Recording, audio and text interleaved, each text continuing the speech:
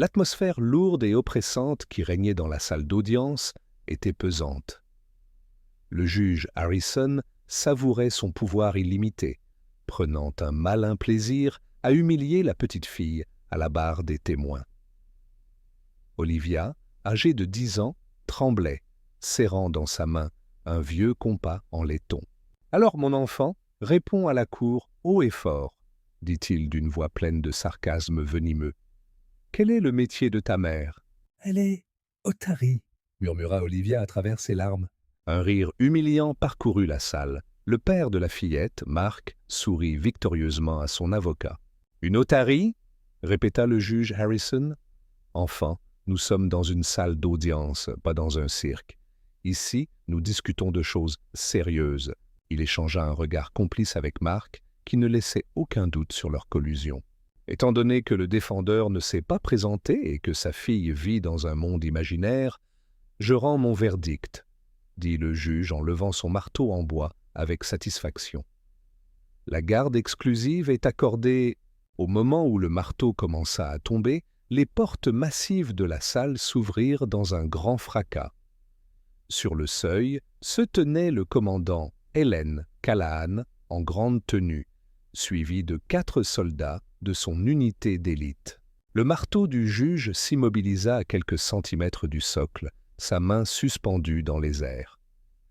Les rires humiliants s'étouffèrent instantanément et cessèrent, laissant place à un silence dans lequel se figèrent des centaines de regards stupéfaits. La raison de l'humiliation d'Olivia au tribunal était la plainte déposée par son père, Mark, qui exigeait la garde exclusive de sa fille. Son principal argument était que le service de Helen dans une unité spéciale d'élite était incompatible avec la maternité en raison des risques constants et des longues missions. Mark avait spécialement choisi la date de l'audience pour qu'Hélène soit en mission secrète sans aucun contact avec le monde extérieur. Son absence prévisible a été présentée par lui et son avocat au juge Harrison comme une preuve directe de son mépris pour sa fille. En conséquence, Olivia, terrifiée, a été contrainte de témoigner contre sa mère, ce qui a donné lieu à une scène poignante dans la salle d'audience. Hélène a fait un pas en avant avec assurance, et le bruit régulier de ses bottes militaires sur le sol en marbre a rompu le silence de mort. Les 4 combattants de son escouade restèrent à l'entrée, leurs silhouettes immobiles créant une impression oppressante de force indestructible. Hélène passa devant la table de l'accusation sans même accorder un regard à Mark et s'approcha de son avocate, une jeune femme qui la regardait bouche bée. Elle posa un lourd dossier sur la table. « Commandant Helen Callahan, » dit-elle d'une voix calme, mais avec une telle force que tout le monde dans la salle l'entendit. « Je m'excuse pour mon retard, votre honneur. Les questions de sécurité nationale ne tiennent malheureusement pas toujours compte du calendrier des audiences civiles. » Le juge Harrison, qui ne s'était toujours pas remis du choc, rougit de colère. Il tente de reprendre le contrôle de la situation. « Votre absence, commandant, a été consignée dans le procès-verbal comme un manque de respect flagrant envers la Cour. Mes ordres et le rapport complet de la mission se trouvent dans ce dossier, » dit Hélène en désignant les documents. « Ils fourniront une explication exhaustive de mon absence. À présent, je demande une suspension immédiate de l'audience afin que je puisse consulter mon avocat et prendre connaissance du dossier. »« C'est moi qui pose les conditions dans cette salle, » siffla le juge, mais son assurance fondait sous le regard d'acier de Hélène. Elle ne détourna pas les yeux, et dans ce duel silencieux, Harrison perdit. Il comprit que continuer à faire pression sur cette femme en présence de ses subordonnés et de la presse serait ridicule. « Très bien, » dit-il entre ses dents. « Je déclare une pause de 15 minutes. » Dès que le juge eut frappé son marteau et disparu dans son bureau, Hélène se précipita vers la barre des témoins. Elle serra sa fille dans ses bras et Olivia fondit en larmes, non plus de peur, mais de soulagement. « Maman, je pensais que tu ne viendrais pas, » murmura la fillette en se blottissant contre son épaule. « Je te l'avais promis, » répondit Helen en lui caressant les cheveux. « Je viendrai toujours te chercher. Toujours. Maintenant, viens, nous devons discuter un peu. » Helen prit sa fille par la main et la conduisit à la table de la défense, où les attendait l'avocate Sarah. La jeune femme semblait encore sous le choc. « Commandant, je ne savais pas que vous arriveriez à temps, » murmura-t-elle. « Moi non plus, je ne savais pas, » répondit Helen laconiquement. « Mettez-moi au courant, vite, qu'est-ce que j'ai manqué ?»« Ça va mal, » dit Sarah avec honnêteté. « Le juge est complètement du côté de Mark. Il a rejeté toutes nos requêtes. Ils vous ont présenté comme un monstre qui a abandonné son enfant pour la guerre. Et ils ont forcé Olivia à témoigner. » Le visage d'Hélène se figea. Elle regarda sa fille, qui baissa immédiatement les yeux. « Olivia, regarde-moi. Ce que tu as dit là-bas n'a aucune importance. Tu m'entends? Tu n'es pas responsable de quoi que ce soit. Ce sont les adultes qui t'ont forcé à vivre ça qui sont responsables. » Elle serra plus fort la main de sa fille, puis se tourna à nouveau vers Sarah. « Quelle est la suite de leur plan? Juste après la pause, ils vont appeler leur témoin principal. Je ne sais pas qui c'est, mais l'avocat de Mark assure que son témoignage ne nous laissera aucune chance. » Hélène acquiesça, son cerveau était déjà en mode analyse de la situation. Elle regarda la grande horloge accrochée au mur de la salle d'audience. « Il nous reste donc 13 minutes, » dit-elle d'une voix ferme. 13 minutes pour nous préparer au combat et trouver la faille dans leur plan. Parlez, Sarah. Chaque mot, chaque détail compte. Hélène conduisit Olivia et Sarah dans un petit couloir menant à la salle d'audience afin d'échapper aux regards curieux.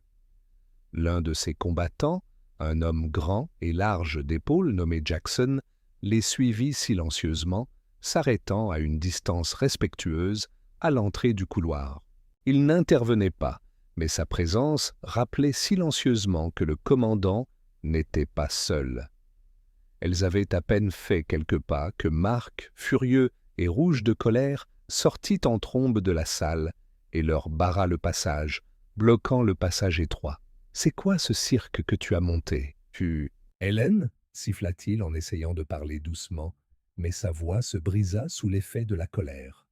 « Tu as décidé d'amener ton armée ici pour effrayer le juge ou pour intimider ta propre enfant ?»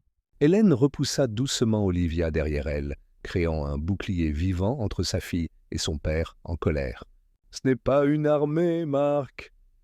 C'est mon équipe, et ils ne sont pas là pour effrayer qui que ce soit, » dit-elle d'une voix froide et calme comme l'acier. « Ils sont là pour soutenir Olivia après que tu l'aies soumise à un supplice public. »« Un supplice ?» s'écria Mark. « J'essaie de donner à notre fille une vie normale. Une vie où elle a un père qui la couche tous les soirs. Une vie où sa mère ne disparaît pas pendant 6 mois on ne sait où pour jouer à ces jeux dangereux. Tu te souviens de son 7e anniversaire, Hélène? Tu avais promis d'être là, tu l'avais juré. Et à la place, tu as envoyé une carte postale depuis un trou perdu dans le désert. J'ai dû expliquer à une enfant en pleurs que le travail de sa mère était plus important que sa fille unique. » Il fit un pas en avant, envahissant l'espace personnel d'Hélène. « Tu as la moindre idée de ce qu'elle a vécu? Pendant tous ces mois, elle a demandé où tu étais, si tu étais en vie. Et j'ai dû lui mentir, inventer des histoires, parce que sa mère n'avait même pas daigné laisser un message. Je me souviens que tu as manqué sa rentrée scolaire parce que tu avais une fusion urgente à conclure, » rétorqua Helen sans élever la voix, mais chaque mot faisait mouche. « Je me souviens que tu as oublié sa fête de Noël parce que tu jouais au golf avec tes partenaires. Ne me fais pas la leçon sur le devoir parental. Tu sais très bien que je n'avais aucun moyen de te contacter. Mes ordres étaient clairs. Et tu en as profité pour me poignarder dans le dos, à travers notre enfant. » Sarah, l'avocate, s'avança pour tenter de détendre l'atmosphère. « Monsieur Carter, je me vois dans l'obligation de vous avertir. Votre comportement peut être considéré comme une tentative de pression sur la partie adverse dans l'enceinte même du tribunal. Mark se contenta de renifler avec mépris, sans même la regarder. Gardez vos menaces pour la salle d'audience, avocate. Ici, nous parlons en tant que parents, ou, plus précisément, en tant que parents et soldats. Je la protège de vous, dit Mark en se concentrant à nouveau sur Hélène et en pointant son doigt vers sa poitrine. De ta carrière folle. Cette fille a besoin d'une mère, pas d'un héros en uniforme couvert de médailles. Elle a besoin de stabilité, pas de la peur constante que sa mère ne revienne pas à la maison un jour. Olivia, qui se tenait derrière Hélène, sanglota doucement. Elle s'agrippa fermement à la veste de sa mère, ses petites épaules secouées de sanglots silencieux. Hélène le sentit et son regard se durcit encore davantage. « Tu parles de stabilité, Mark? Toi qui as déclenché tout ça? Toi qui as forcé notre fille à choisir entre ses parents dans une salle remplie d'inconnus? Le seul qui la traumatise ici, c'est toi. » Mark perdit définitivement le contrôle.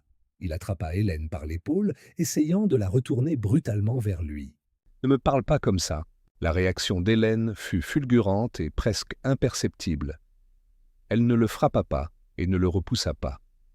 Elle a simplement déplacé son poids et sa main a facilement saisi son poignet. D'un mouvement fluide et automatique, elle lui a tordu le bras, faisant perdre l'équilibre à Mark, qui a vacillé et s'est retrouvé dans une position extrêmement instable et douloureuse. Son visage s'est déformé sous l'effet de la surprise et de la douleur.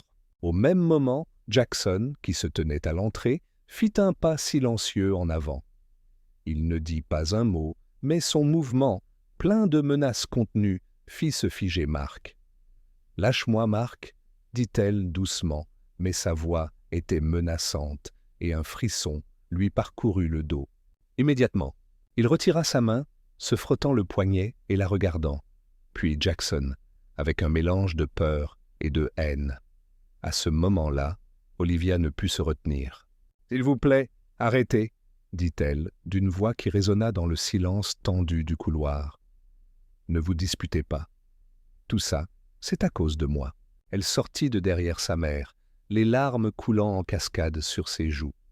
La petite fille regardait tour à tour son père et sa mère, et ses yeux reflétaient une douleur insupportable. « C'est moi qui ai tout gâché. Si je n'avais pas parlé du phoque, si j'avais été sage... » Hélène lâcha Mark et s'accroupit instantanément devant sa fille. Son visage s'adoucit, le masque d'acier du guerrier disparut, laissant place à une tendresse maternelle infinie. « Ma chérie, non, regarde-moi, tu n'es responsable de rien, de rien. » Mais Olivia ne l'entendait plus. Elle ne voyait que le visage furieux de son père, et celui, tendu et sévère, de sa mère.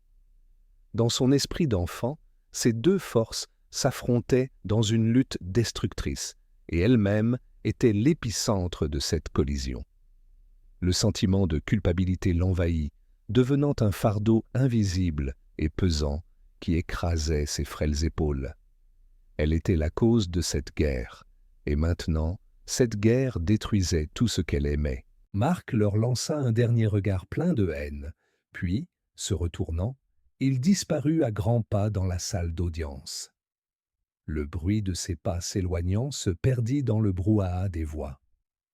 Hélène resta agenouillée devant sa fille, la serrant fort dans ses bras. Elle sentait le petit corps trembler.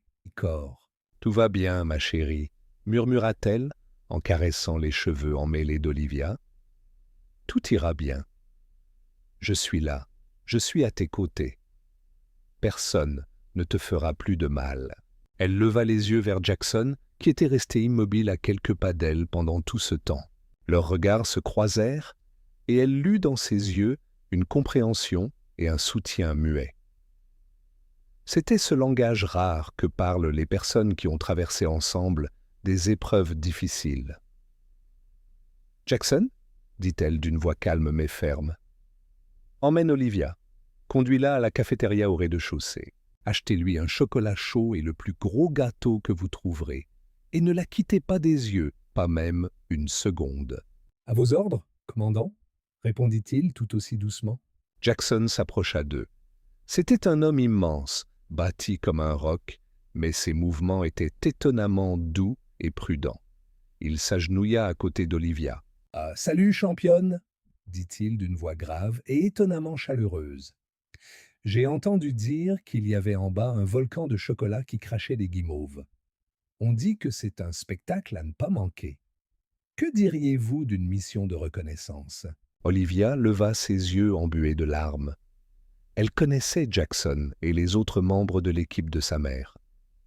Ils étaient souvent venus chez eux, et pour elle, ils étaient simplement de grands et gentils amis de sa mère. L'idée de s'échapper de cet endroit effrayant où les adultes criaient et se faisaient du mal lui semblait salvatrice. Elle acquiesça timidement. « Très bien, » dit Jackson en se levant.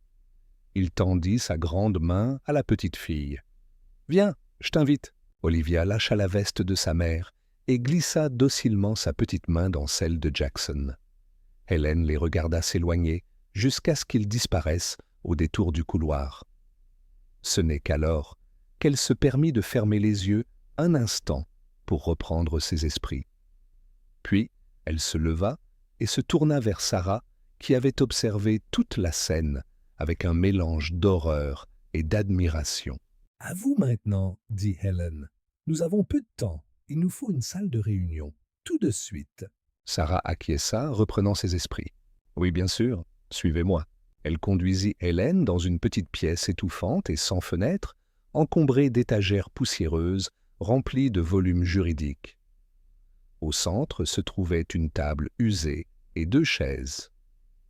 Sarah ferma la porte et elles se retrouvèrent enfin seules. L'atmosphère était oppressante. « Commandant, ce que Mark a fait est scandaleux, » commença Sarah, la voix tremblante d'indignation. « Nous pouvons porter plainte contre... » « Ça, c'est pour plus tard, » l'interrompit Helen. « Pour l'instant, cela n'a aucune importance. Nous avons une mission. Éliminer leur témoin principal.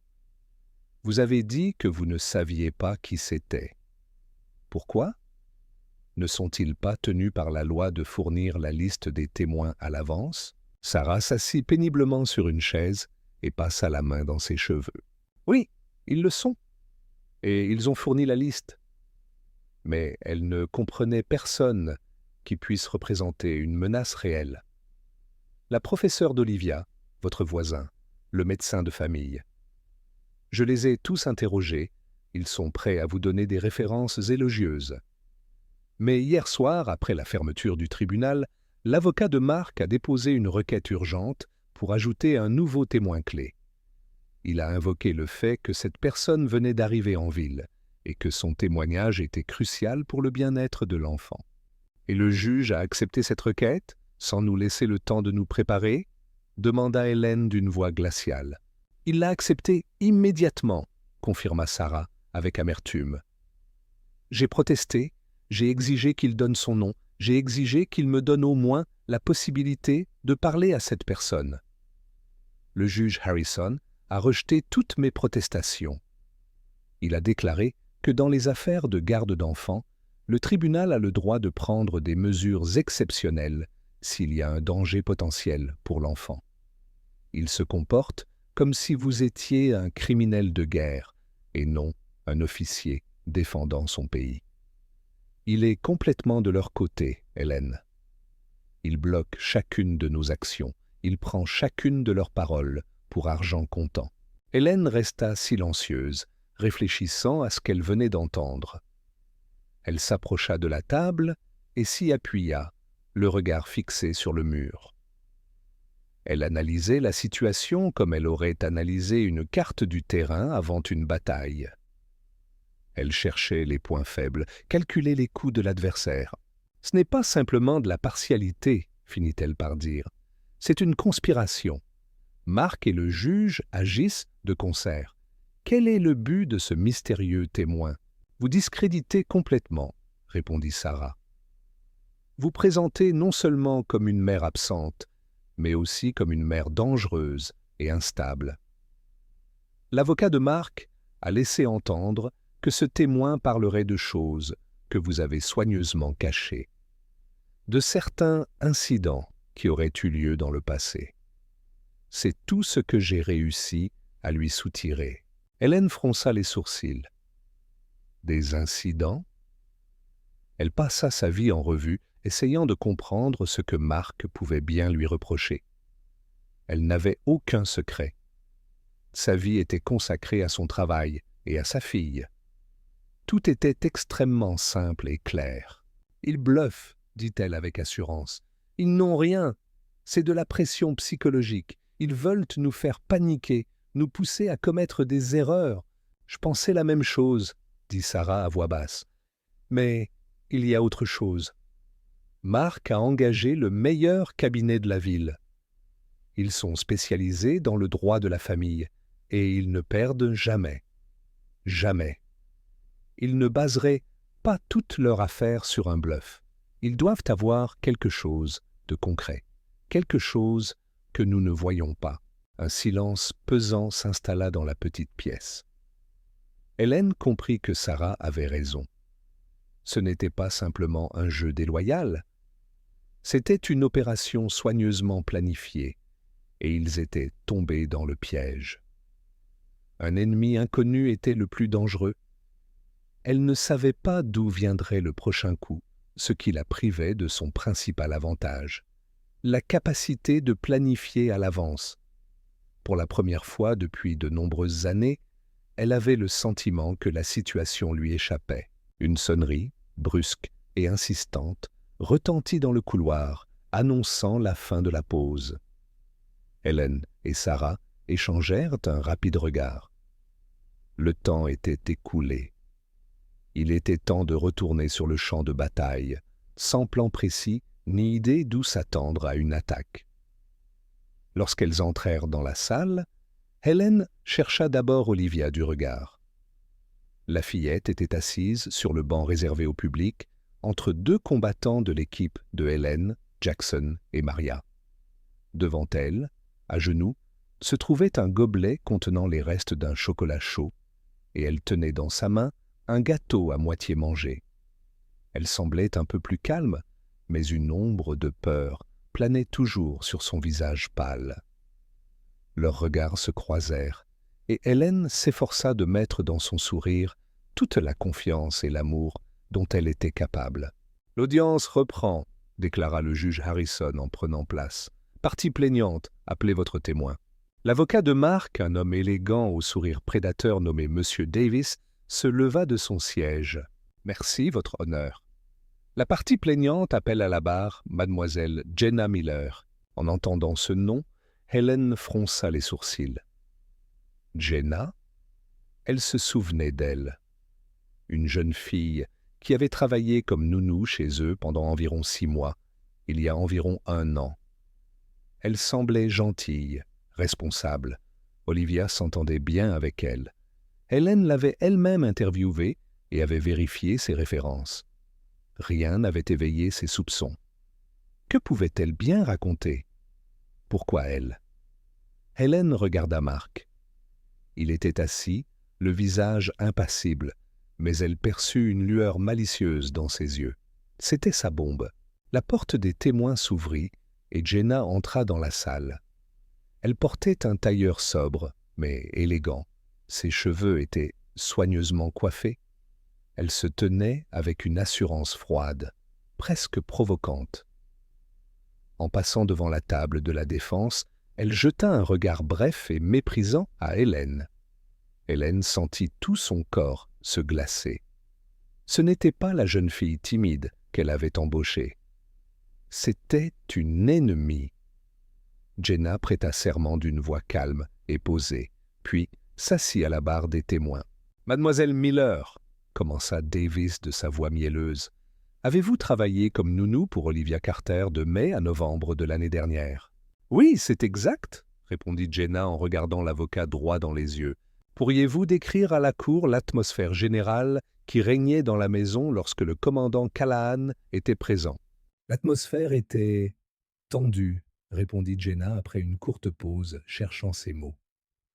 Tout était soumis à un horaire strict, presque comme à l'armée. Lever, petit déjeuner, cours, coucher, tout était réglé comme du papier à musique. Il n'y avait pas de place pour les émotions.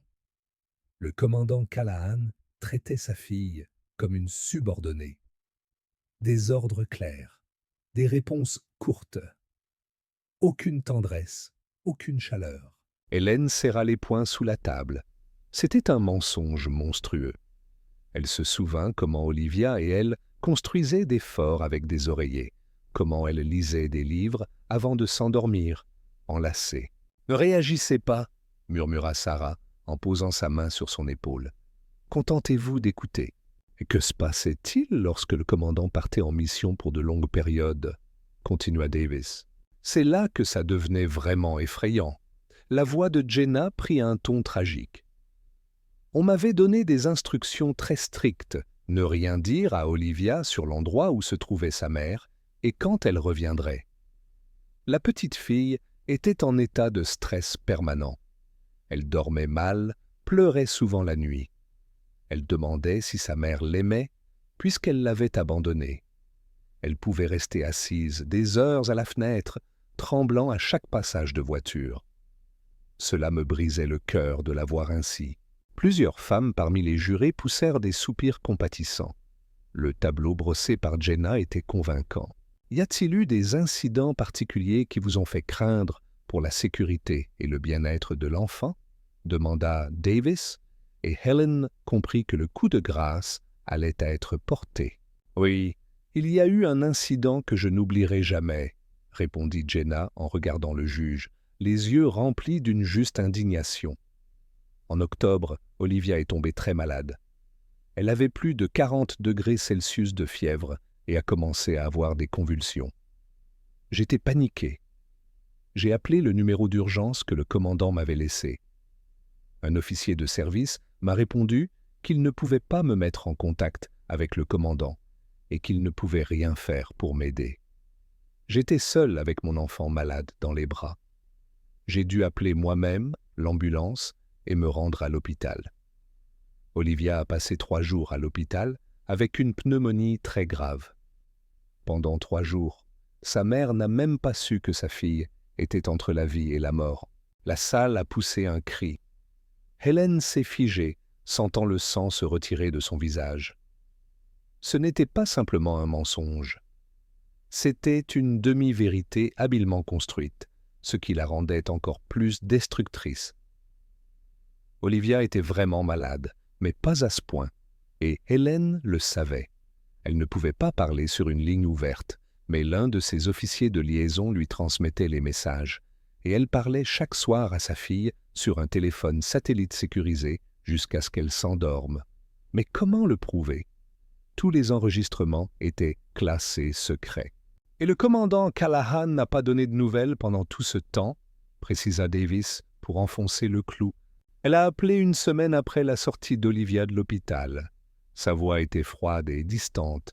Elle a simplement demandé si tout allait bien, comme s'il s'agissait d'un rapport sur une mission accomplie, conclut Jenna, et sa voix semblait sincèrement dégoûtée. Hélène tourna lentement la tête et regarda Olivia.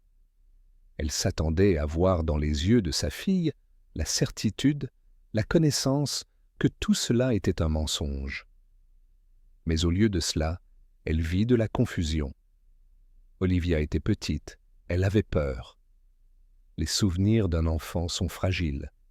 Et maintenant, sous la pression de l'autorité du tribunal, sous le poids des mensonges assurés d'un adulte, ses propres souvenirs commençaient à s'estomper et à se déformer. Elle regardait sa mère avec de grands yeux écarquillés, dans lesquels se lisait la douleur, la confusion et une terrible question inexprimée. « Maman, et si c'était vrai ?» Le juge Harrison frappa avec son marteau et sa voix résonna avec une satisfaction mal dissimulée. « L'audience est levée pour aujourd'hui. Nous reprendrons demain à 10 heures. La salle s'est remplie d'un brouhaha de voix, de cliquetis d'appareils photo et d'agitation. Mark et son avocat Davis échangeaient des sourires victorieux, sans même essayer de cacher leur triomphe. Hélène ne voyait rien de tout cela. Elle ne regardait qu'Olivia, son visage perplexe, sur lequel se lisait une question muette. Ce regard était plus effrayant que n'importe quel tir ennemi. Elle sentait un mur invisible se dresser entre elle et sa fille, construit à partir des mensonges de Jenna. « Nous devons partir », dit Sarah à voix basse en lui touchant le coude. « Il y a trop d'attention ici. » Hélène acquiesça. Elle se leva et son équipe, comme un signal invisible, se rassembla immédiatement autour d'elle et d'Olivia, formant un couloir vivant.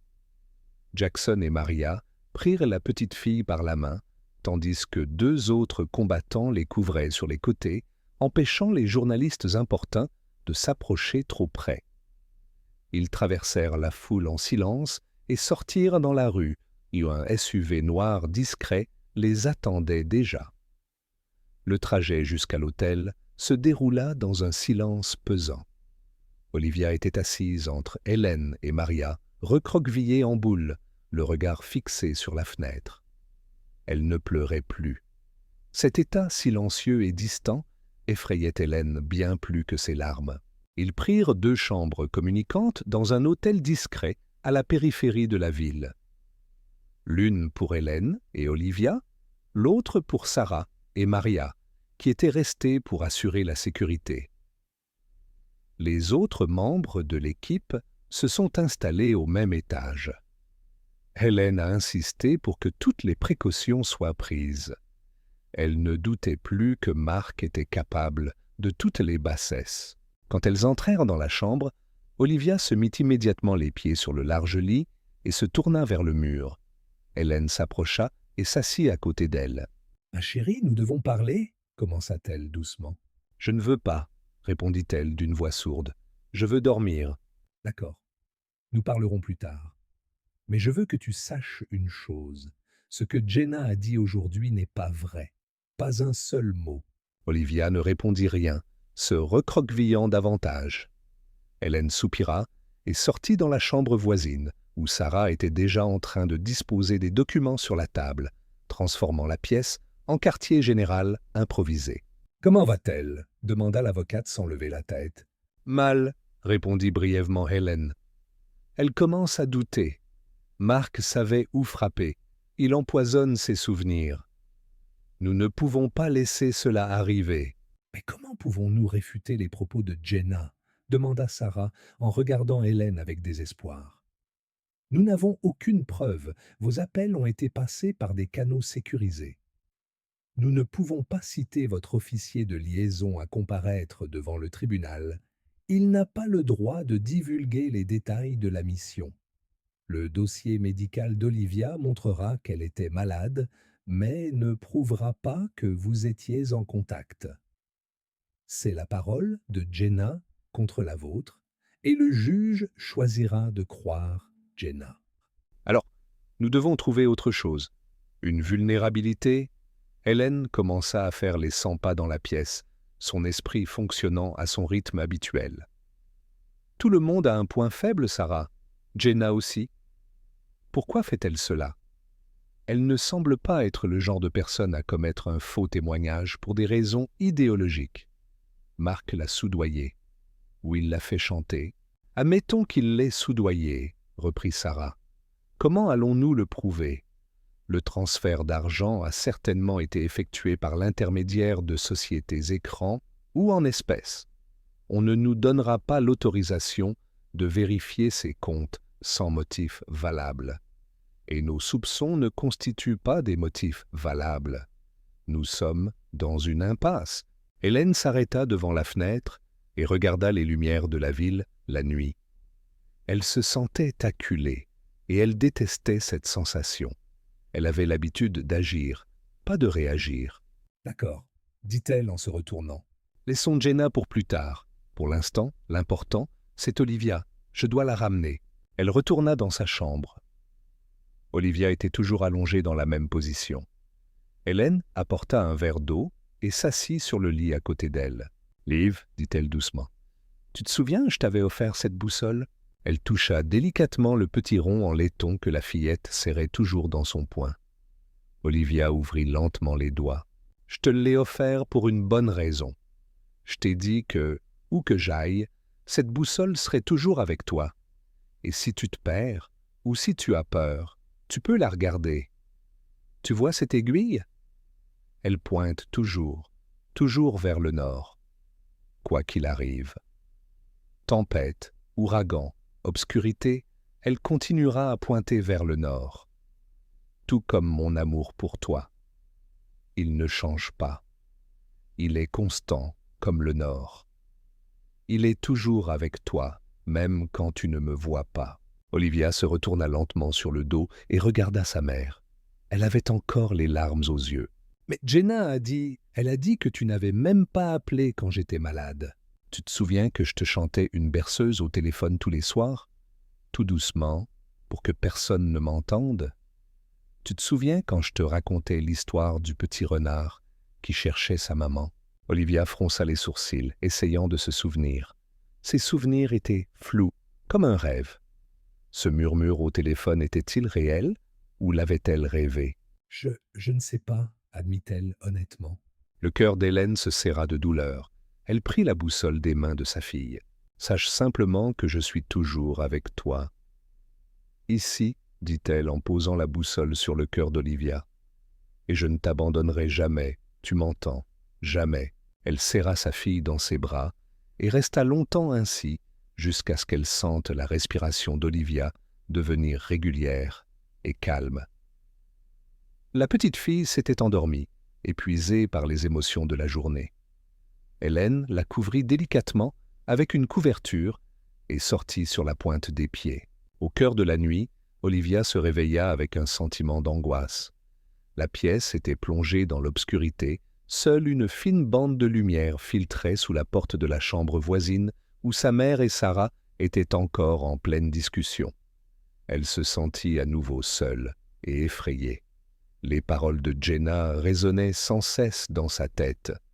Elle tendit la main et trouva le métal froid du compas sur la table de chevet.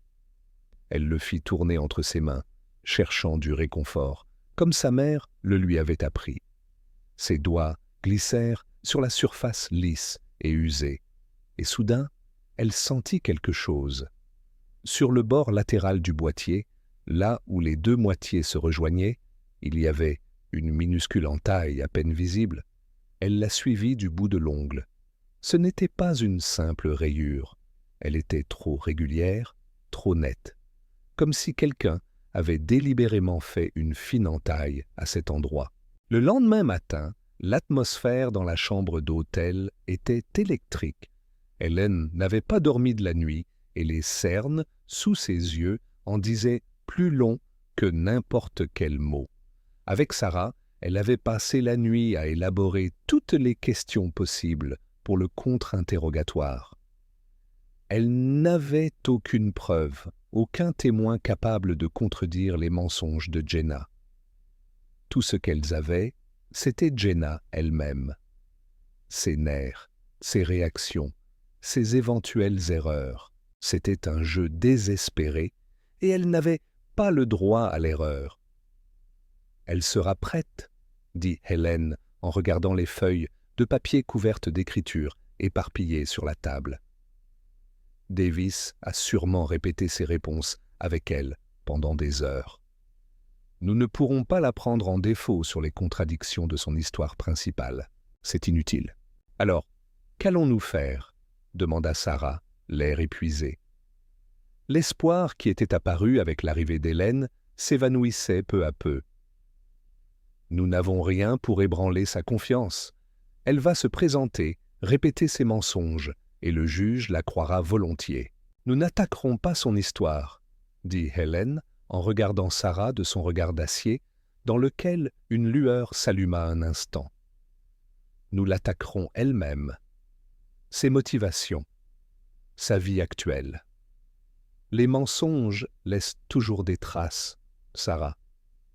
Si ce n'est dans l'histoire, c'est dans la réalité. Il suffit de trouver ou creuser. Quand elles entrèrent dans la salle d'audience, la tension était presque palpable.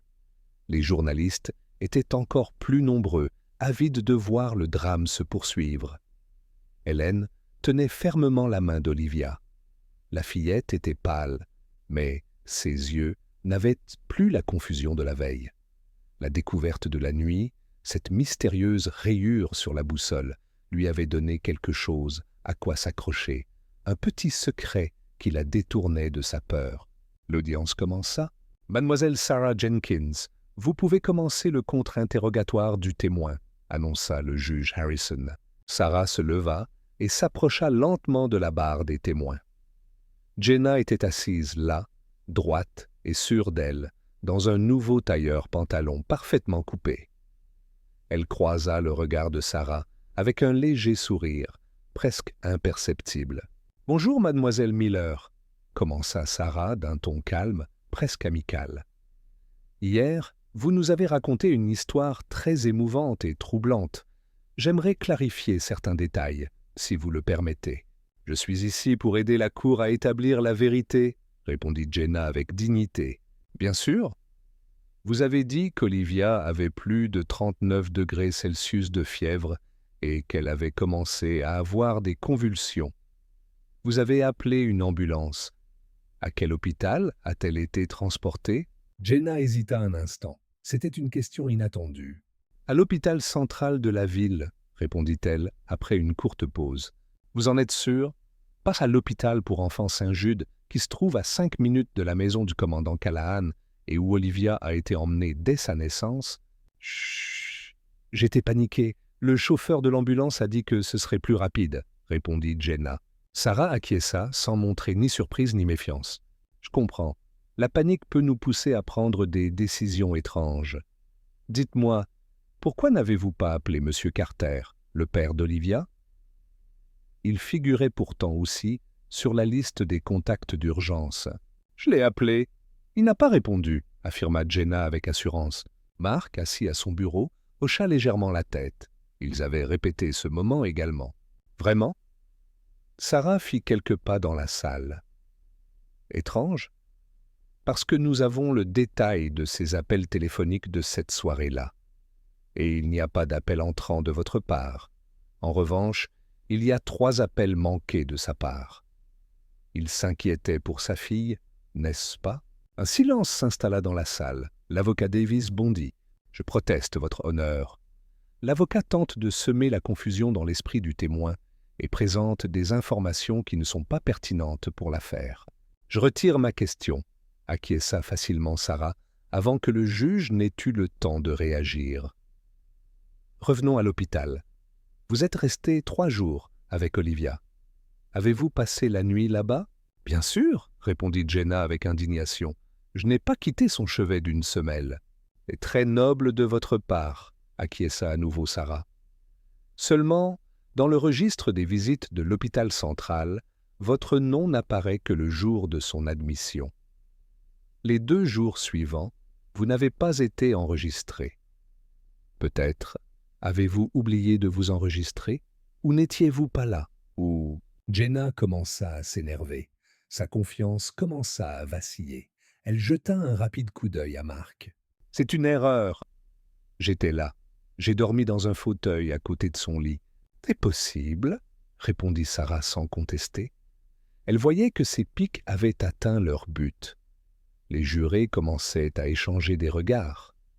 L'histoire de Jenna, si fluide et convaincante la veille, commençait à s'effriter en petits détails incohérents. « Très bien, mademoiselle Miller, laissons-le passer de côté. Parlons du présent. Après avoir démissionné du commandant Callahan, avez-vous cherché longtemps un emploi ? » « Non, pas vraiment, » répondit Jenna avec méfiance. « Très bien. Et où travaillez-vous actuellement ? » Je ne travaille pas actuellement.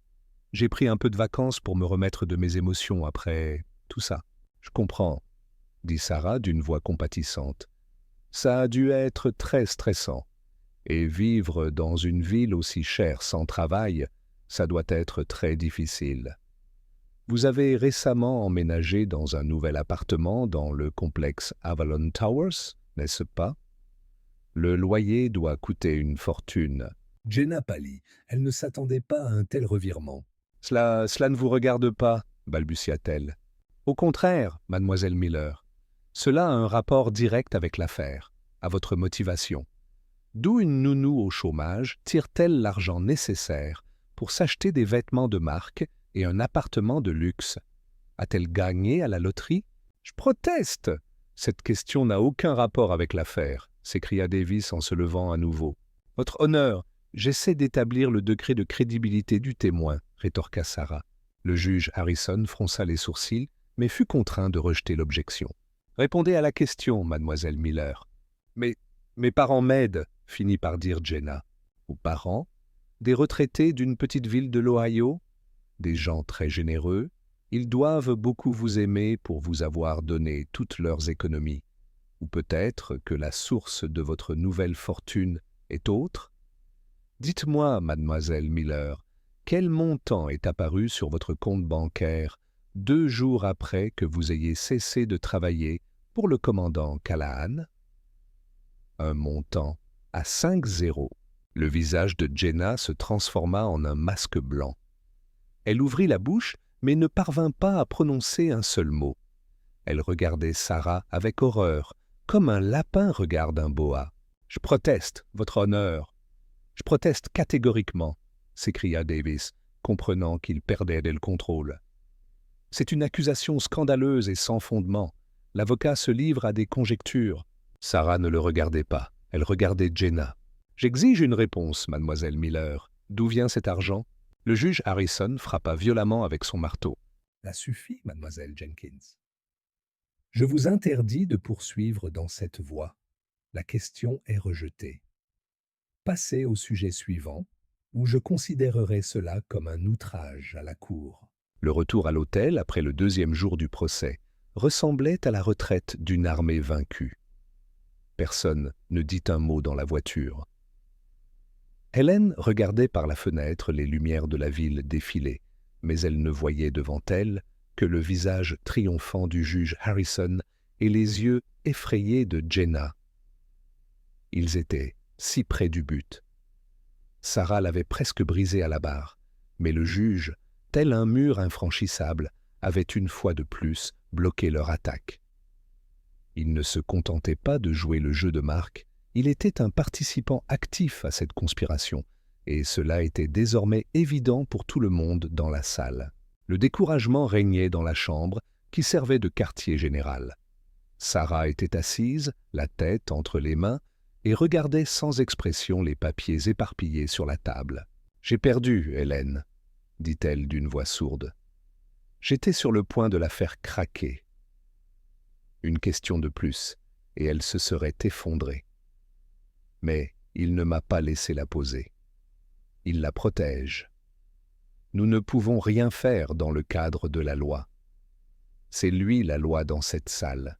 Hélène s'approcha silencieusement de la porte menant à la chambre voisine et l'entr'ouvrit. Olivia dormait, serrant son oreiller dans ses bras. Cette fois, son sommeil semblait plus paisible.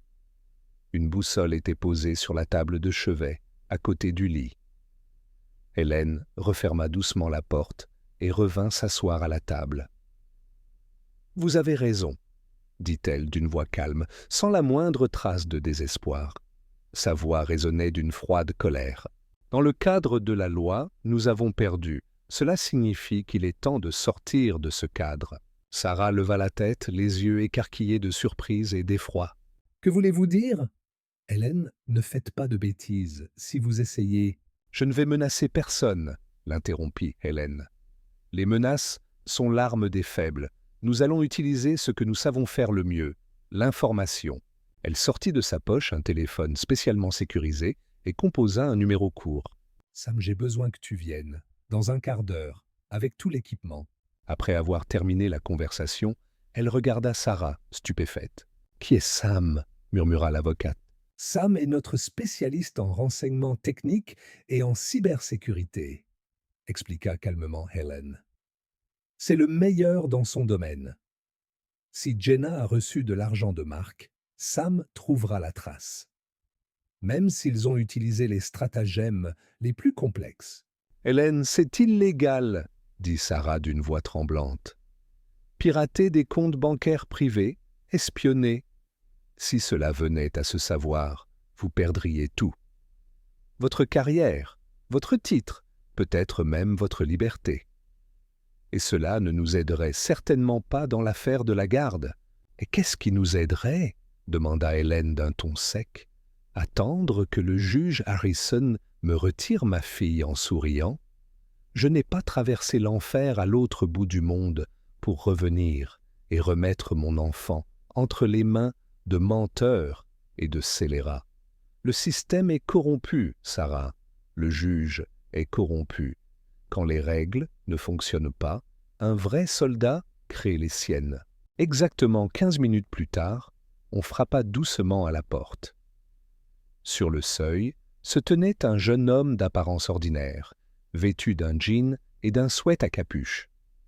Sans son port droit et son regard attentif et perçant, on aurait pu le prendre pour un étudiant. C'était Sam. Il tenait dans ses mains une mallette solide. « Commandant, » dit-il en hochant brièvement la tête. « Entrez, Sam. Sarah, voici Sam. Sam, voici notre avocate, mademoiselle Jenkins. » Ils échangèrent une poignée de mains rapide. Sarah regardait Sam avec une inquiétude non dissimulée. « Nous avons peu de temps, » dit Hélène, passant directement aux choses sérieuses. « La cible est Jenna Miller, l'ancienne nounou de ma fille. Voici toutes les informations dont nous disposons. » Elle lui tendit une feuille de papier avec le nom, la date de naissance et la dernière adresse connue. La mission consiste à trouver un lien financier entre elle et mon ex-mari, Mark Carter. Je suis sûr qu'il l'a payé pour qu'elle fasse un faux témoignage. L'argent a probablement été transféré via des sociétés offshore ou des sociétés écrans. J'ai besoin d'un rapport complet, les transactions, les dates, les montants, les sources, tout. Sam écouta en silence, le visage impassible. « Délai » demanda-t-il. « Hier, » répondit Hélène. « Nous avons besoin des preuves pour demain matin, avant le début de l'audience. » Sam acquiesça. « Compris ? Ce ne sera pas facile, mais je m'en occuperai. J'ai besoin de ce numéro. » Il désigna une chaise dans le coin et une prise électrique. Les heures qui suivirent furent une attente pénible. Sam ouvrit sa mallette, qui s'avéra remplie d'appareils sophistiqués, et brancha un ordinateur portable compact mais puissant. Il mit ses écouteurs, et ses doigts se mirent à courir sur le clavier à une vitesse incroyable. Il était complètement absorbé par son travail, indifférent à tout ce qui l'entourait. Hélène arpentait la pièce comme une tigresse en cage. Sarah était assise à la table, la tête entre les mains. Elle était avocate dans l'âme et comprenait qu'ils avaient franchi une ligne au-delà de laquelle la loi ne pouvait plus les protéger. Chaque frappe de Sam sur le clavier résonnait pour elle comme un coup de marteau du juge. 3 heures passèrent, puis 4. Il faisait nuit depuis longtemps dehors. La tension dans la pièce était devenue presque insupportable. Soudain, Sam s'immobilisa. Il retira ses écouteurs et se tourna lentement vers elle. « J'ai trouvé, » dit-il doucement. Hélène et Sarah se retrouvèrent instantanément derrière lui. L'écran affichait un schéma complexe, composé de lignes et de noms d'entreprises. « C'était bien caché, » dit Sam en montrant l'écran. Jenna a reçu 100 000 $ sur son compte 3 semaines plus tôt. Le virement provenait d'un fonds d'investissement enregistré aux îles Caïmans. Ce fonds appartient à une société holding fictive au Panama. « Nous ne pourrons pas prouver que Mark est derrière tout ça, » dit Sarah, déçue. « La chaîne est trop longue et trop complexe. »« Je n'ai pas encore fini, » répondit calmement Sam. Il appuya sur quelques touches et un nouveau diagramme apparut à l'écran. La société panaméenne est une filiale d'une plus grande société, Carter Industries. Un silence s'installa dans la pièce. Hélène ressentit un élan de triomphe sauvage et glacial. « Nous avons une preuve, » murmura-t-elle. « Nous avons tout. »« Oui, » dit Sarah, et sa voix résonna comme un glas funèbre, anéantissant leur joie.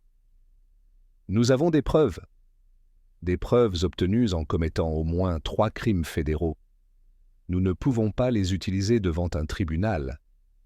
Le juge Harrison ne se contentera pas de les rejeter. Il ouvrira une enquête pour savoir d'où nous les avons obtenus. Et nous nous retrouverons alors tous sur le banc des accusés. Les paroles de Sarah frappèrent Hélène comme une douche glacée, éteignant instantanément la flamme de son triomphe. Elle regardait le schéma sur l'écran de l'ordinateur portable de Sam, cette vérité irréfutable mais venimeuse. Ils avaient attrapé Mark, mais s'étaient retrouvés pris au même piège. Un sentiment de désespoir, lourd et tenace, envahit à nouveau la pièce. Hélène sentit la fatigue qu'elle avait réprimée par la force de sa volonté ces 2 derniers jours s'abattre sur elle de tout son poids. Elle s'affaissa lentement sur une chaise, le regard fixe. « Alors c'est fini !» dit Sarah d'une voix vide. « Nous savons qu'ils mentent, nous savons qu'ils ont soudoyé le témoin, nous savons que le juge est de mèche, nous savons tout, mais nous ne pouvons rien prouver. Demain, Davis prononcera son réquisitoire, le juge rendra son verdict et Mark emmènera Olivia. Et nous ne pouvons rien y faire. » Sam commença à rassembler son matériel en silence. Son travail était terminé. L'aspect émotionnel de l'affaire ne le concernait pas. Il n'était qu'un instrument, mais même lui ressentait l'atmosphère oppressante de défaite qui régnait dans la pièce. « Je ne lui donnerai pas Olivia, » dit Hélène d'une voix sourde, presque pour elle-même. Ce n'était ni une menace, ni un projet. C'était simplement un fait, la seule constante dans un monde qui s'écroulait. « Et quel autre choix avons-nous » demanda Sarah avec amertume. « L'enlever et fuir le pays, transformer un héros de guerre en criminel fédéral ?» C'est exactement ce que Mark cherche à obtenir. Il ne veut pas simplement récupérer sa fille, il veut vous détruire. Hélène resta silencieuse. Sarah avait raison. Toute action brusque, tout geste désespéré ne ferait qu'aggraver la situation. Mark l'avait piégée dans un piège parfait, où le moindre mouvement menait à l'autodestruction. Elle regarda la porte fermée de la chambre de sa fille. Derrière cette porte, la personne la plus importante de sa vie dormait, et elle, Hélène Callahan, capable de diriger les opérations les plus complexes dans les endroits les plus dangereux de la planète, se trouvait impuissante à la protéger dans une simple salle d'audience. À ce moment précis, dans la pièce voisine, Olivia se tournait et se retournait dans son sommeil. Elle faisait des cauchemars, une immense salle d'audience, des visages rieurs, le marteau du juge qui tombait et ne tombait pas, et la voix de Jenna qui répétait encore et encore « Ta mère t'a abandonné, abandonné, abandonné. » Elle se réveilla en sueur, le cœur battant à tout rompre dans sa gorge. La chambre était sombre et silencieuse. Elle entendait les voix étouffées et tendues de sa mère et de Sarah derrière la porte. Elle savait qu'elle parlait d'elle. Elle savait que les choses allaient mal. La petite fille s'assit sur son lit, les genoux serrés contre sa poitrine. Le sentiment de culpabilité et de peur l'envahit à nouveau. Peut-être que papa avait raison. Peut-être que maman était vraiment trop occupée par son important travail pour être avec elle. Mais elle se souvint aussitôt des paroles de sa mère à propos de la boussole, de l'aiguille qui pointe toujours vers le nord. Elle tendit la main et prit sur la table de chevet l'objet froid et lourd. Cet objet était la seule preuve tangible de l'amour de sa mère, la seule chose qui ne faisait aucun doute. Elle était allongée dans le noir, tournant la boussole entre ses mains. Ses doigts butaient sans cesse sur cette étrange et fine rayure sur le côté. Elle ne la quittait pas d'esprit. Cela n'était pas normal. La boussole était vieille, elle présentait de nombreuses bosses et éraflures, mais toutes étaient accidentelles.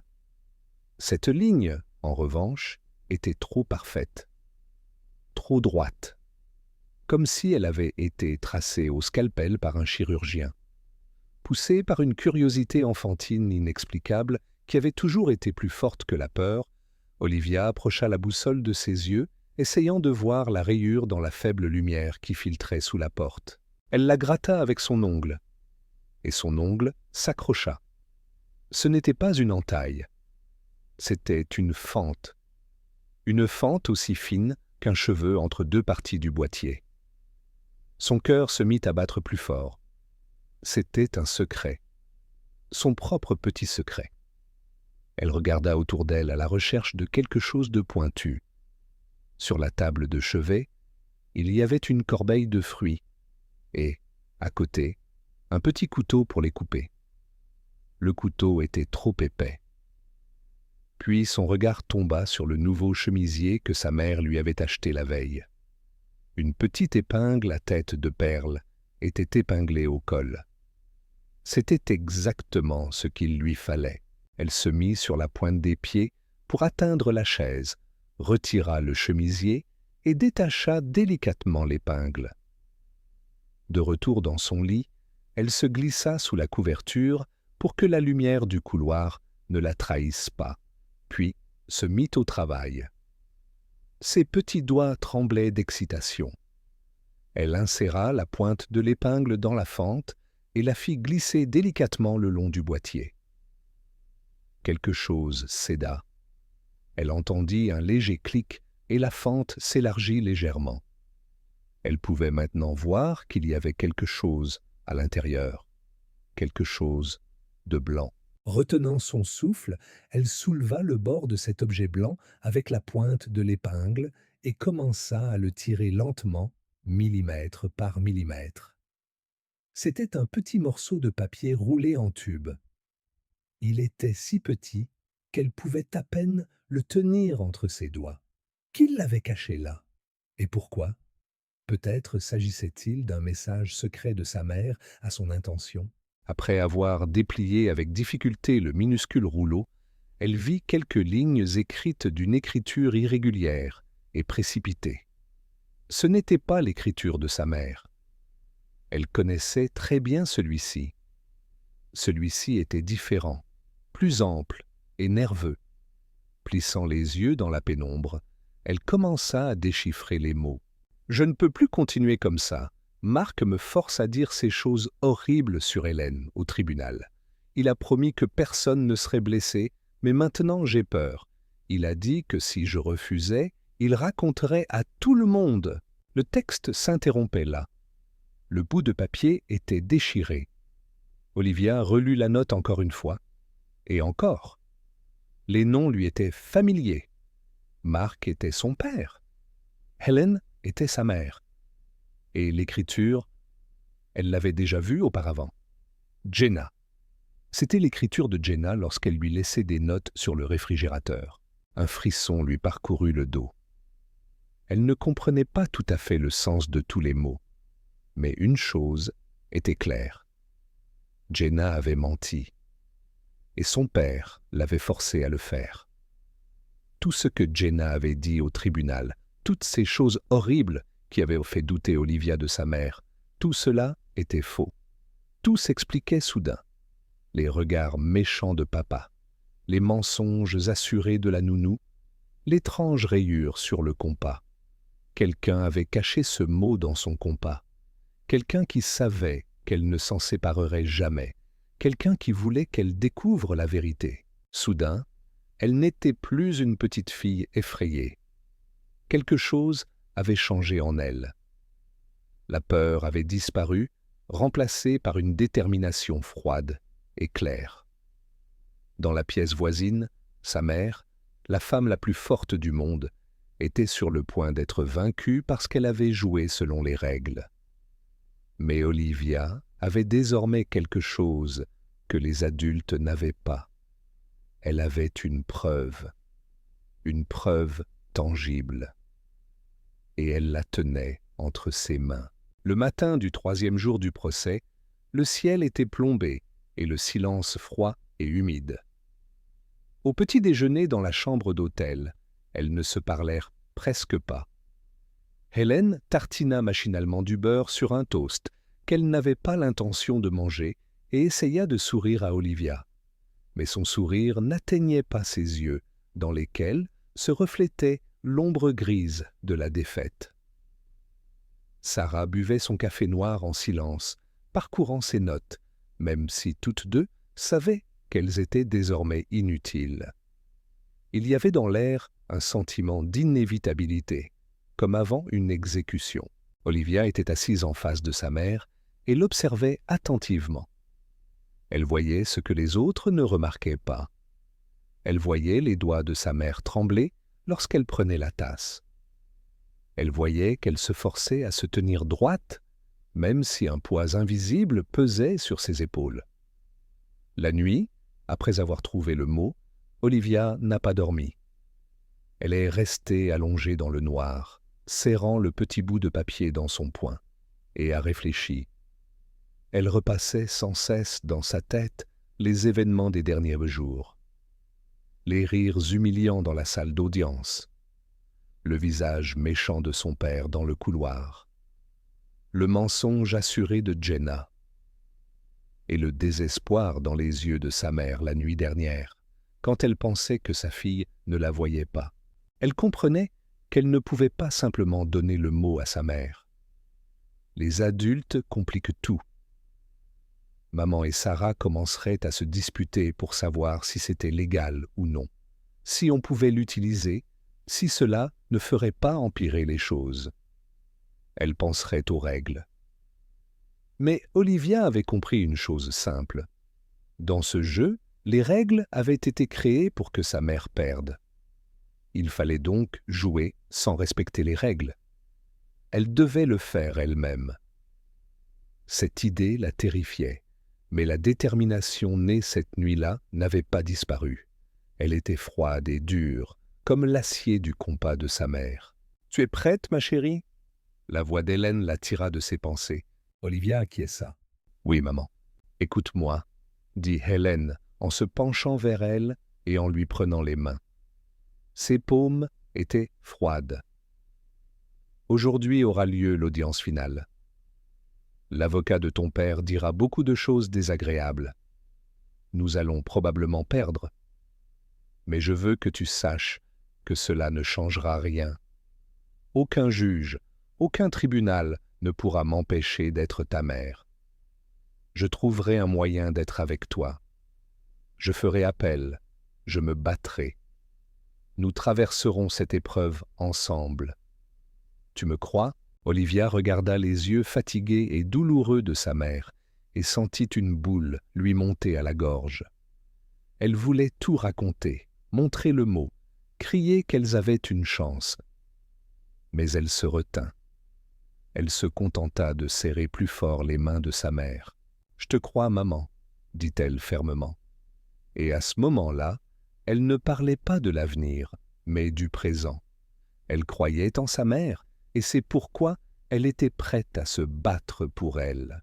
Le trajet jusqu'au tribunal fut court et silencieux. Lorsqu'elles entrèrent dans la salle, elles furent accueillies par un mur compact de journalistes et de flashs d'appareils photo. Aujourd'hui, toute la ville était réunie ici. Tout le monde attendait le dénouement de cette affaire très médiatisée. Hélène, comme auparavant, marchait devant, sans baisser les yeux, son équipe protégeant Olivia et elle de la foule.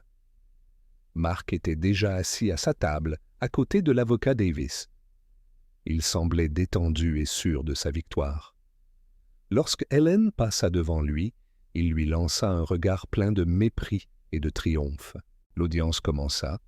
Le juge Harrison prit place et le silence se fit dans la salle, se fit le silence. « Les parties ont fini de présenter leurs preuves, » annonça-t-il de sa voix monocorde. « Nous passons maintenant aux plaidoiries finales. La parole est à la partie plaignante. Monsieur Davis, je vous en prie. » L'avocat de Mark se leva d'un air important et se dirigea vers le centre de la salle. C'était un excellent comédien et il savait capter l'attention du public. Il commença son discours d'une voix calme, presque confiante. « Votre honneur, mesdames et messieurs les jurés, nous ne sommes pas ici aujourd'hui pour juger un soldat. Nous sommes ici pour sauver une enfant. Une enfant à qui l'on a fait croire pendant des années que l'absence de sa mère était normale, que la peur constante et la solitude sont le prix à payer pour l'héroïsme. Mais je vous demande, quel est cet héroïsme qui se construit sur les larmes et le malheur d'une petite fille? Il fit une pause, balayant la salle du regard. On a essayé de nous présenter le commandant Callahan comme un modèle à suivre, une femme forte et volontaire qui sert son pays. Et nous ne contestons pas ses mérites sur le champ de bataille. Mais cette salle n'est pas un champ de bataille. C'est un lieu où se décide le destin d'un enfant. Et pour un enfant, ce ne sont pas les médailles sur la poitrine qui comptent. Pour un enfant, ce sont les mains chaudes qui l'enlacent avant de s'endormir. Une histoire pour s'endormir. Être présent à la pièce de théâtre de l'école. Des choses simples et humaines dont Olivia a été privée. Davis a élevé la voix qui s'est mise à résonner de notes tragiques. Nous avons entendu le témoignage de mademoiselle Jenna Miller, une jeune fille honnête et respectable qui a tout vu de ses propres yeux. Elle nous a parlé d'une petite fille qui a attendu pendant des heures à la fenêtre, d'une enfant malade, abandonnée à son sort dans une chambre d'hôpital, d'une mère dont la voix au téléphone était plus froide que l'acier. Ce ne sont pas des inventions. C'est la terrible réalité de la vie d'Olivia. Une vie faite d'attentes et de déceptions constantes. Hélène restait assise, immobile, le regard fixe. Chaque mot de Davis était comme un coup de fouet.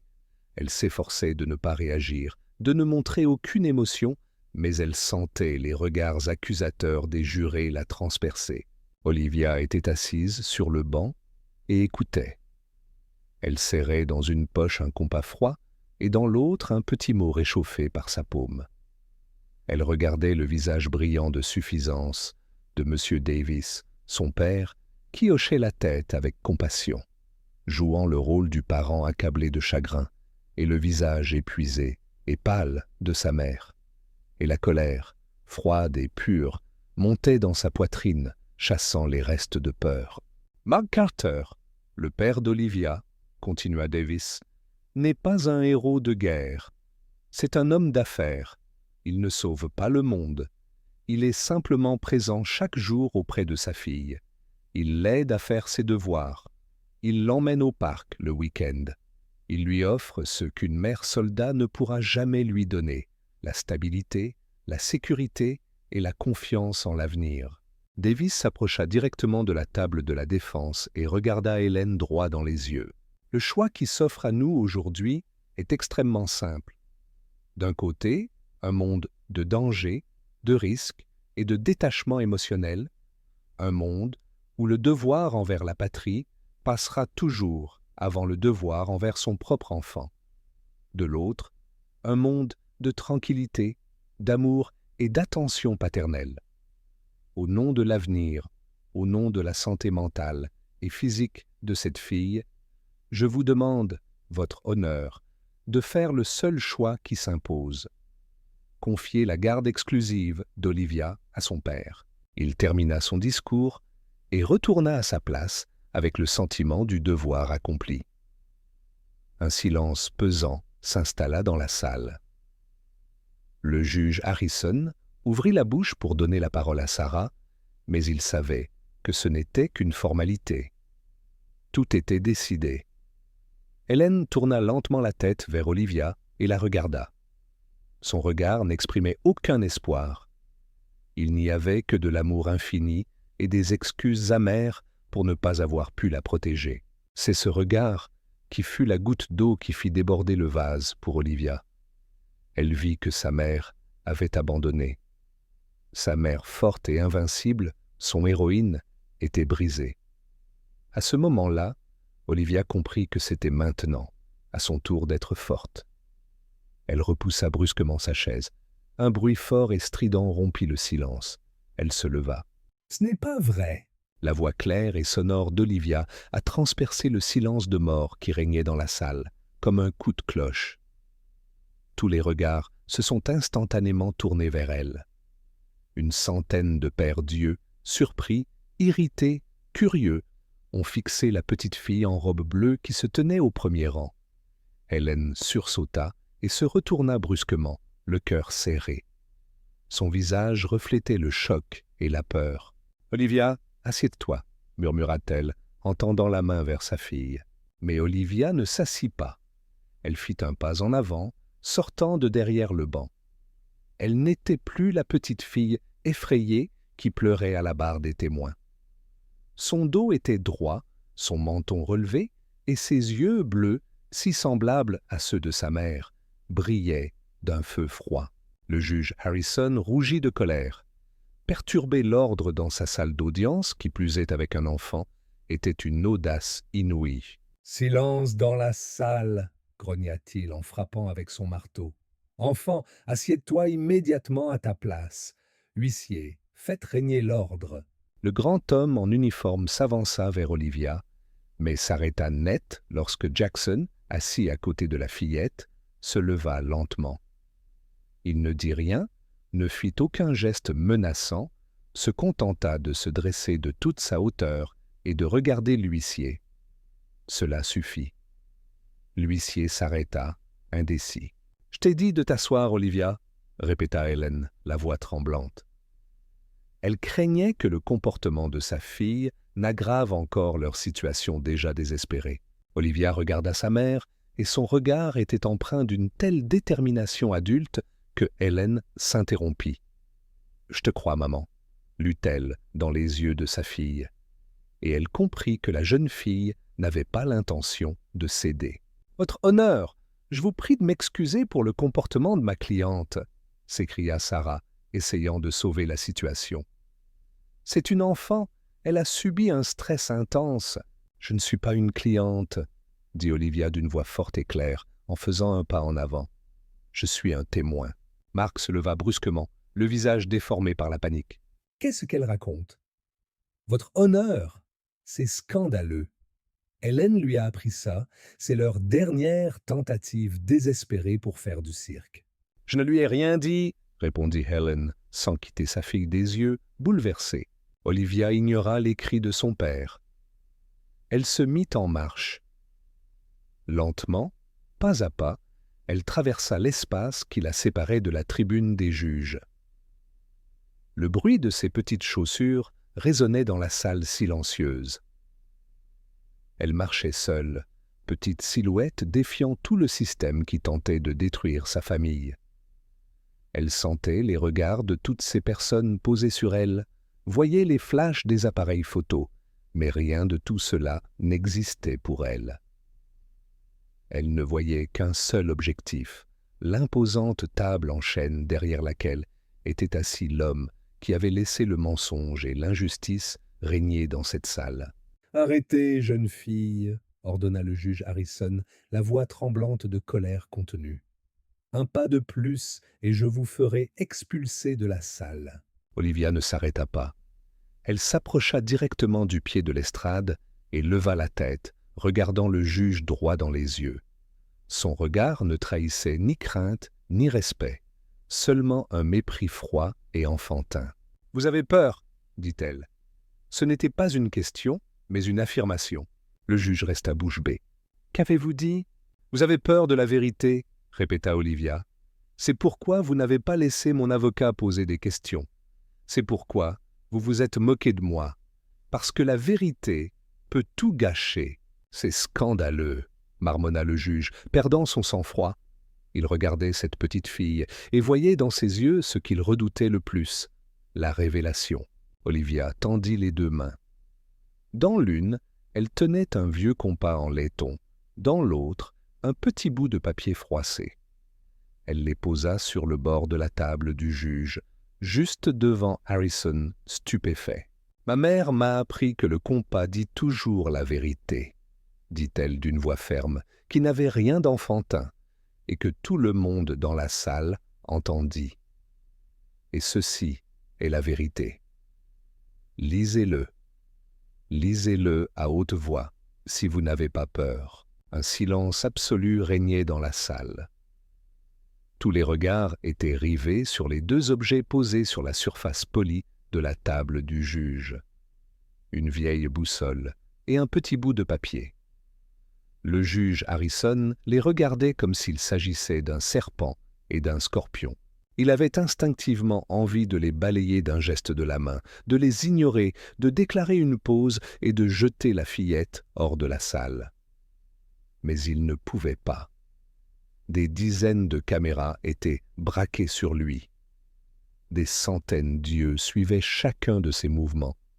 Il était pris au piège, tendu par une enfant de 10 ans. « Qu'est-ce que c'est » demanda-t-il en essayant de conserver un semblant de dignité. « Lisez et vous le saurez » répondit Olivia sans reculer d'un pas. Davis, l'avocat de Mark, tenta d'intervenir. « Votre honneur, c'est absurde. Nous ne pouvons pas accepter comme preuve des papiers inconnus glissés par une enfant. » Mais ces paroles se perdirent dans le brouhaha général. La presse avait flairé le scoop. Ce n'était plus un simple procès ennuyeux sur la garde d'un enfant. C'était un événement sensationnel. Le juge comprit que refuser la demande reviendrait à reconnaître sa culpabilité. Lentement, avec une réticence visible, il tendit la main et prit le bout de papier. Ses doigts tremblaient lorsqu'il le déplia. Il porta la note à ses yeux et son visage commença à changer. Sa confiance en lui disparut, laissant place d'abord à la perplexité, puis à une peur évidente. Il comprit qu'il tenait entre ses mains une grenade dont la goupille avait été retirée. « Alors » cria impatiemment l'un des journalistes. « Qu'est-ce qui est écrit dessus » Le juge Harrison leva les yeux vers Mark, qui était assis, blanc comme un linge, la mâchoire pendante. Il reconnut l'écriture de Jenna et comprit que tout était fini. Sous le poids des centaines de regards, le juge commença à lire. Sa voix était rauque et hésitante. « Je ne peux plus continuer comme ça.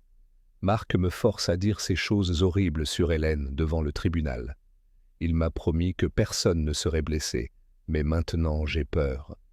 Il a dit que si je refusais, il raconterait à tout le monde. » Il s'interrompit, incapable de continuer.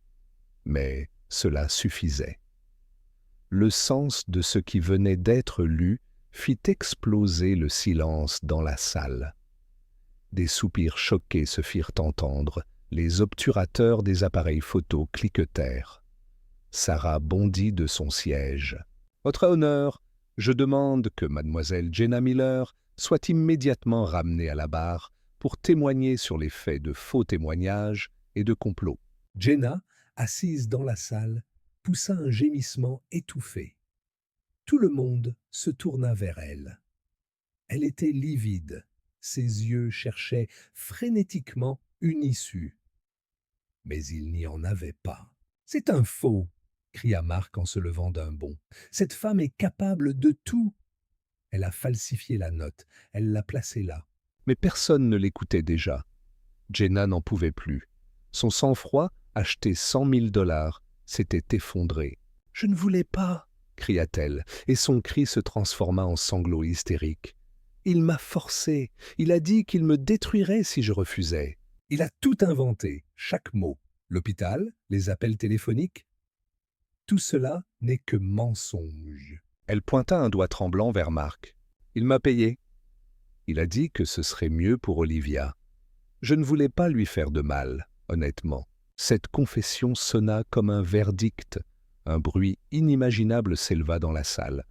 Mark a tenté de se précipiter vers Jenna pour la faire taire, mais Jackson et un autre combattant de l'équipe de Helen se sont silencieusement interposés, lui barrant le passage. Il s'est écarté d'eux comme d'un mur de pierre, et, impuissant et furieux, s'est effondré sur sa chaise, le visage enfoui dans ses mains. Le juge Harrison frappa son marteau pour tenter de rétablir l'ordre, mais plus personne ne l'écoutait. Son monde s'écroulait. Le scandale était assourdissant, et il se trouvait en plein cœur. En un instant, il était passé du statut de juge tout-puissant à celui de complice d'un crime. Il regarda le visage impassible d'Hélène, Olivia en larmes, Jenna en pleurs, et Mark anéanti.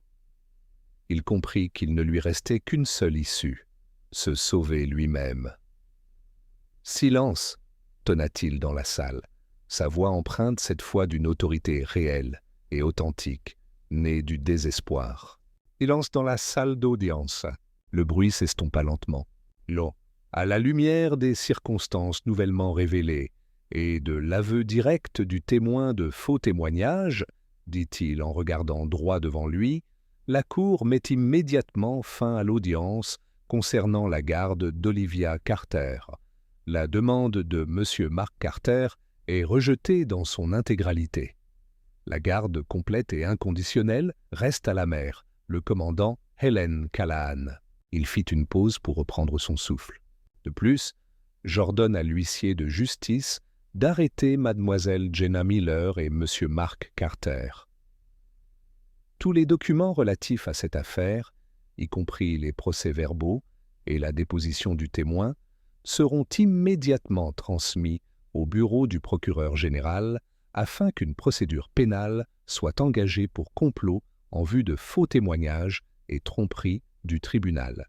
Le marteau frappa le pupitre avec une force assourdissante. L'audience est levée. Hélène resta immobile. Elle regarda les huissiers de justice s'approcher de la table de son ex-mari. Elle regarda Olivia, encore sous le choc, s'avancer lentement vers elle. Et lorsque sa fille se blottit contre son ventre, Hélène se permit enfin de respirer. Elle s'agenouilla et serra fort dans ses bras sa petite soldate courageuse. Les larmes qu'elle avait retenues pendant 3 jours jaillirent de ses yeux. C'étaient des larmes de soulagement, de fierté et d'amour infini et dévorant. Les membres de son équipe, debout contre le mur, regardaient avec fierté leur commandant et sa fille, leur petite mais importante victoire. 6 mois s'étaient écoulés. Le vent chaud de l'automne jouait avec les feuilles dorées dans le parc municipal. Hélène, vêtue d'un simple jean et d'un pull, était assise sur l'herbe, penchée sur une grande carte touristique. À côté d'elle, Olivia était assise et suivait d'un air sérieux les lignes sinueuses de l'itinéraire du doigt. « Donc si nous suivons ce sentier, nous arriverons au lac dans 2 heures, » dit la jeune fille avec assurance. « Et si nous vérifions avec la boussole, le nord sera là-bas. » Elle leva une vieille boussole en laiton et montra fièrement un groupe d'arbres. « Tout à fait exact, lieutenant, » sourit Helen. Il ressortait clairement de leur conversation qu'Hélène avait obtenu une mutation à un poste d'instructrice au quartier général. Au cours des prochaines années, elle ne partirait pas en mission dangereuse. Mark faisait l'objet d'une enquête et avait été déchu de ses droits parentaux. Olivia n'était plus la petite fille effrayée de la salle d'audience. Elle était confiante, heureuse et savait que l'aiguille de sa boussole lui indiquerait toujours le bon chemin.